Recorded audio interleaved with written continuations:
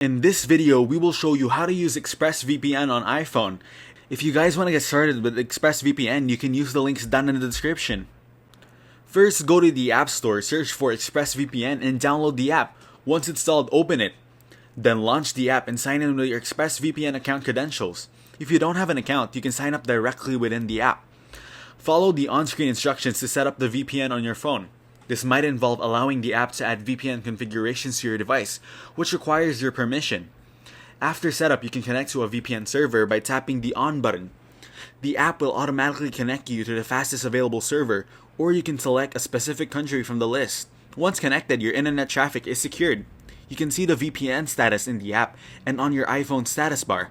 To disconnect, simply tap the On button again. So that's how to use ExpressVPN on iPhone. Make sure to use the links down in the description to get started with ExpressVPN. If this video was helpful, please consider leaving a like and subscribing to my channel. With that being said, I'll see you in the next video.